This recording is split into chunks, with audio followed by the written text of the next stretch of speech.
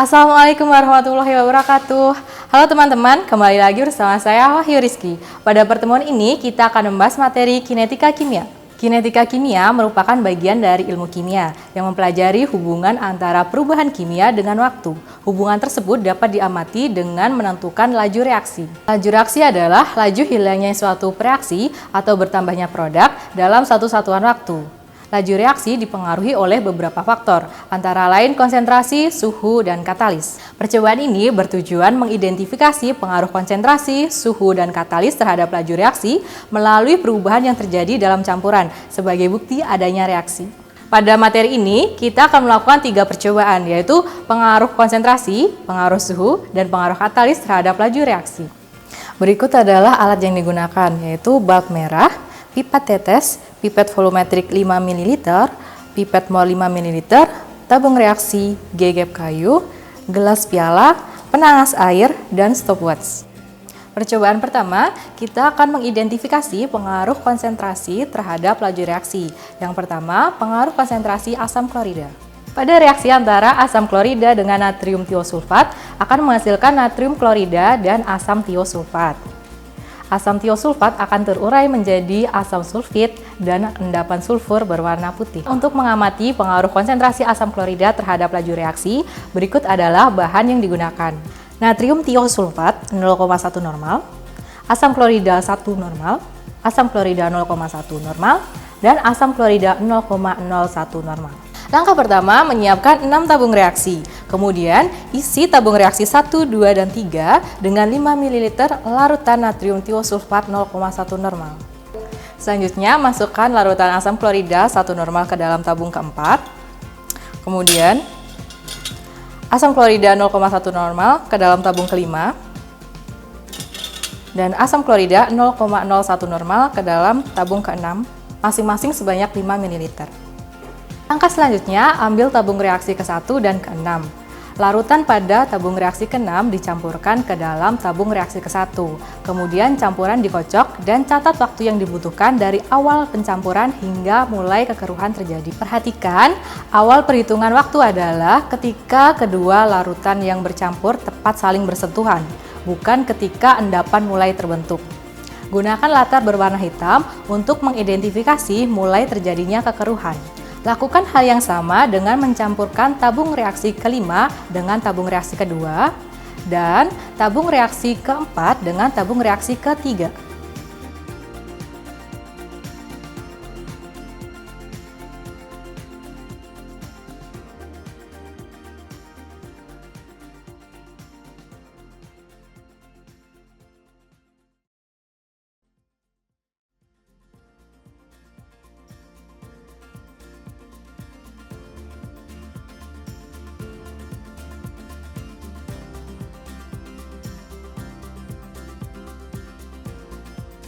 Yang kedua, untuk mengamati pengaruh konsentrasi natrium tiosulfat terhadap laju reaksi, berikut adalah bahan yang kita gunakan. Asam klorida 0,1 normal, natrium tiosulfat 1 normal, natrium tiosulfat 0,1 normal, dan natrium tiosulfat 0,01 normal. Langkah pertama, menyiapkan 6 tabung reaksi. Tabung reaksi 1, 2, dan 3 diisi 5 ml larutan asam klorida 0,1 normal.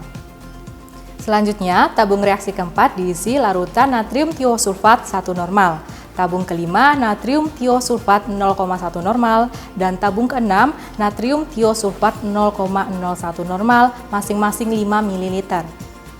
Selanjutnya, dilakukan prosedur yang sama seperti pada percobaan pengaruh konsentrasi asam klorida. Berdasarkan percobaan yang telah dilakukan, terjadi perubahan warna larutan dari tidak berwarna menjadi putih keruh. Semakin tinggi konsentrasi suatu larutan, maka laju reaksinya akan semakin cepat. Hal ini dikarenakan semakin tinggi konsentrasi suatu larutan memiliki jumlah partikel yang semakin banyak. Sehingga frekuensi terjadinya tumbukan semakin banyak dan waktu yang dibutuhkan untuk reaksi semakin cepat.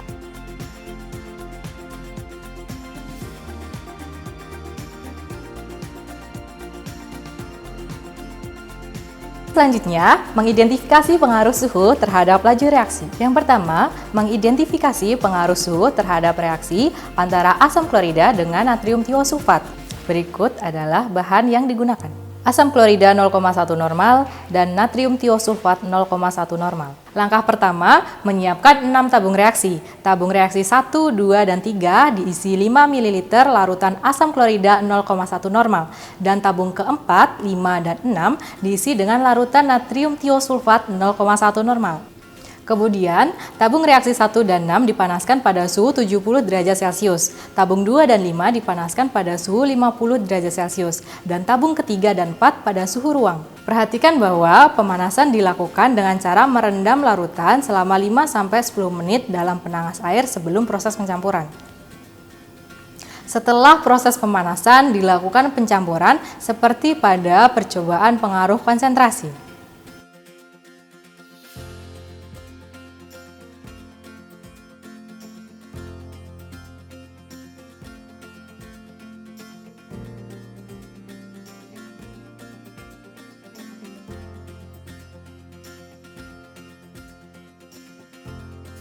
Yang kedua, mengidentifikasi pengaruh suhu terhadap laju reaksi antara asam oksalat dengan kalium permanganat pada suasana asam. Berikut adalah bahan yang digunakan.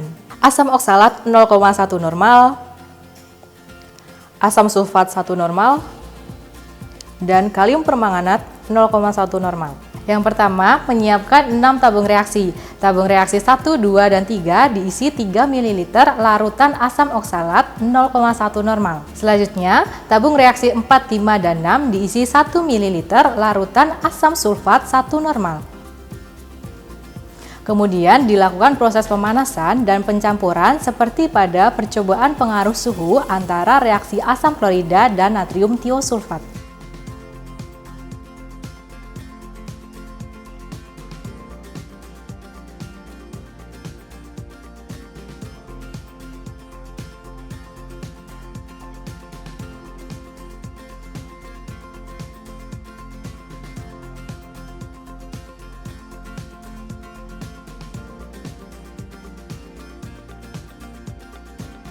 Percobaan selanjutnya adalah mengidentifikasi pengaruh katalis dari luar dan autokatalis terhadap laju reaksi. Berikut adalah bahan yang digunakan. Asam oksalat 0,1 normal, asam sulfat 1 normal, mangan sulfat 1 normal, kalium permanganat 0,1 normal, dan aquades. Pertama, siapkan 4 tabung reaksi yang masing-masing diisi 3 ml larutan asam oksalat 0,1 normal dan 1 ml larutan asam sulfat 1 normal. Selanjutnya, tambahkan larutan mangan sulfat 1 normal sebanyak 2 ml ke dalam tabung reaksi pertama dan 0,5 ml ke dalam tabung reaksi kedua. Selanjutnya, tambahkan aquades sebanyak 1,5 ml ke dalam tabung reaksi kedua dan 2 ml ke dalam tabung reaksi keempat. Kemudian tambahkan 3 tetes kalium permanganat ke dalam masing-masing campuran dan mulailah hitung waktunya.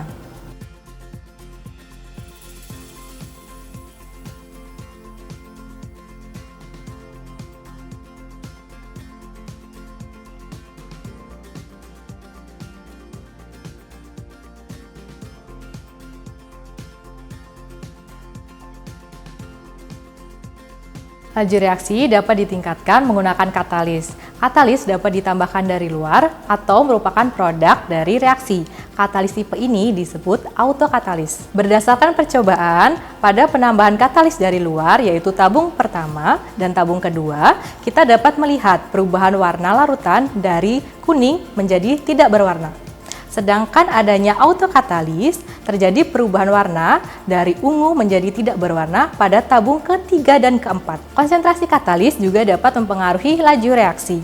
Hal ini terlihat dari waktu reaksi pada tabung reaksi kedua dan keempat dengan perlakuan pengenceran lebih lama dibandingkan tabung reaksi pertama dan ketiga. Simpulan dari percobaan ini adalah laju reaksi dapat ditingkatkan dengan cara meningkatkan konsentrasi, meningkatkan suhu, dan menambahkan katalis.